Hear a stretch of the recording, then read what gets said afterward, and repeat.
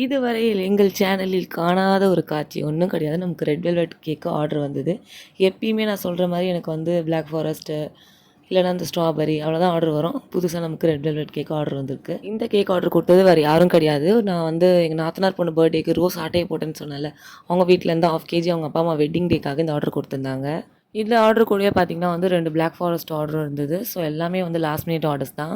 ஆர்டர்ஸே இல்லாமல் எவ்வளோ நாள் கடை அடிச்சிட்ருக்கோம். இல்லைனா இந்த வடிவேல் காமில் வர மாதிரி பேக்கரியை திறந்தாலும் திறந்தோம், பண்ணு வேணும் வேணும் வேணும் ஒரே தொல்லையாக இருக்குது பண்ணுற மாதிரி எல்லாம் ஒரே நாளில் தான் வரும் கேக் ஆர்டர்ஸு.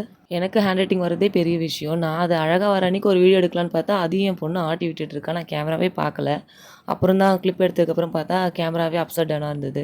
கொஞ்சம் அட்ஜஸ்ட் பண்ணிக்கோங்க ஃப்ரெண்ட்ஸ். நானே அன்றைக்கி ஃபுல்லாக ரொம்ப பிஸியாக இருந்தேன். பேக் டு பேக் ஆர்டர்ஸ் இருந்தது. ஒன்று பேக் பண்ணி முடிச்சு ஃப்ரெஷ்ஷாக நம்ம க்ரீம் போடும்போது again one more order. So again நான் பேக் பண்ணணும். அப்படி தான் எல்லா கேக்குமே நான் பேக் பண்ணி எடுத்துகிட்டு இருந்தேன். ரொம்ப கஷ்டமாக இருந்தது அன்றைக்கி. இதுக்கு நடுவில் இந்த குட்டி மெயின்டைன் பண்ணுறது ஒரு பெரும் பாடாக இருக்குது. எவ்வளோ ஹரிபரியாக இருந்ததுன்னா என்னால் அந்த நைஃபை கூட எடுக்க முடியல. பேலட் நைஃப்லேயே பார்த்தீங்கன்னா கட் பண்ணிட்டு இருப்பேன். ஃபர்ஸ்ட் சிம்பிள் டிசைனாக முடிச்சுட்டேன். என்ன டிசைன் பண்ணுறதுன்னு தெரியல. அப்புறம் மறுபடியும் கொஞ்சம் நாளைக்கு எக்ஸ்ட்ரா டிசைன்ஸ் பண்ணியிருந்தேன். இது one more black forest order. எந்த அளவுக்கு பிளாக் ஃபாரஸ்ட் பண்ணியிருக்கேன்னா என்ன டிசைன் பண்ணுறதுனே தெரியல. எப்பயுமே பிளாக் ஃபாரஸ்ட்டு தான். என்ன டிசைன் பண்ணுறதுனே தெரியாமல் போடுற டிசைனே கூட நான் சில டைம் போட்டுட்ருப்பேன் ரிப்பீட்டடாக. இது பார்த்திங்கன்னா வந்து 5 kg order. First birthday order இது. Butter cream.